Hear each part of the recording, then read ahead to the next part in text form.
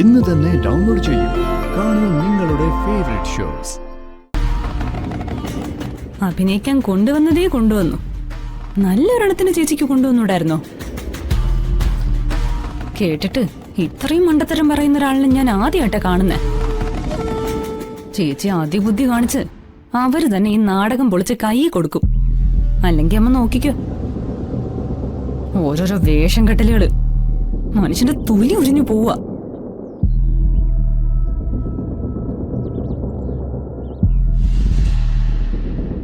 നിങ്ങൾ എപ്പോഴും മാറി നിന്ന് സംസാരാണല്ലോ. ഇതിന് മാത്രം എന്താ ഈ പറയുന്നത്? അത് താൻ അറിയണ്ട. തന്നോട് ഞങ്ങൾ വരുന്നില്ലെന്ന് പറഞ്ഞല്ലേ? തനിക്കല്ലേ നിർബന്ധം ഞങ്ങളെ കൂടെ കെട്ടി എഴുന്നള്ളിക്കാൻ? എല്ലാരും കൂടി പങ്കെടുക്കുന്ന പരിപാടിയല്ലേ, അപ്പോ നിങ്ങൾ എങ്ങനെ ഒഴിവാക്കുന്നത്? എനിക്കതൊന്നും ഇഷ്ടമല്ല. ഈ സമയത്ത് ഞാൻ അവിടെ എവിടെയെങ്കിലും പോയി റെസ്റ്റ് എടുത്തേനെ. ദാ നിൽക്കുന്നു നിങ്ങളുടെ തൊഴിലാളി പ്രസിഡന്റ്. ഇങ്ങോട്ട് പറ. എന്നും ആ വീട്ടിലല്ലേ മോളെ നമ്മൾ ഇരിക്കുന്നത്. വല്ലപ്പോഴും അല്ലേ ഉള്ളൂ നമ്മൾ ഇങ്ങനെയൊക്കെ പുറത്തു പോകുന്നത്. വല്ലപ്പോഴും ആയതുകൊണ്ട് സാരമില്ല.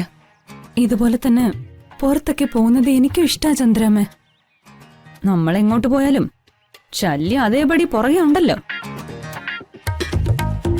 പിന്നെ എവിടെ പോയിട്ട് എന്ത് കാര്യം?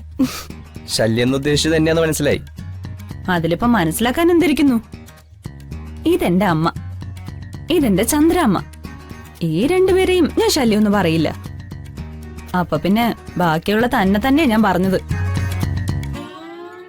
ദേ, ഇനി ഇവിടെ കിടന്ന് വഴക്ക് വേണ്ട. നീ വന്നേ, നമുക്ക് അങ്ങോട്ട് പോയി നോക്കാം. അവരൊക്കെ വന്നു. നീ വാ.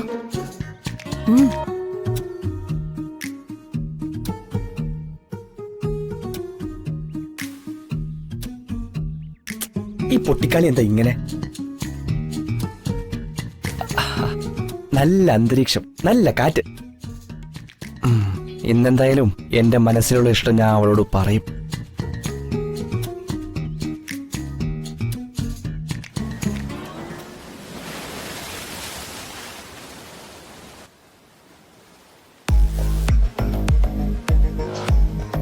താനെന്താ അങ്ങനെ ചോദിച്ചേ?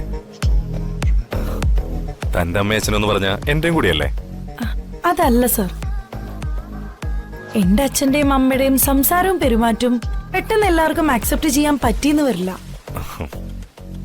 അവര് അങ്ങനത്തെ ഒരു പ്രകൃതിക്കാരായി പോയി. അത് സാറിന് മനസ്സിലായതുപോലെ സാറിന്റെ അച്ഛനോടും അമ്മയോടും ഒന്ന് പറയണം. അവരെന്ത് കരുതുന്ന എന്റെ ടെൻഷൻ. അങ്ങനെ ഒരു ടെൻഷന്റെ ആവശ്യം തനിക്ക് വേണ്ട. അവരാരും ഒന്നും കരുതില്ല. ഓരോ മനുഷ്യരും വ്യത്യസ്തരല്ലേ? അതിൽ പിന്നെ എന്ത് തോന്നാനാ? താൻ വെറുതെ ഓരോന്ന് ആലോചിച്ച് ടെൻഷൻ അടിക്കണ്ട. അവരെ കണ്ടാൽ അറിഞ്ഞൂടെ പാവങ്ങളും ശുദ്ധരുമാണെന്ന്? താനേ ധൈര്യമായിട്ടിരിക്കാം.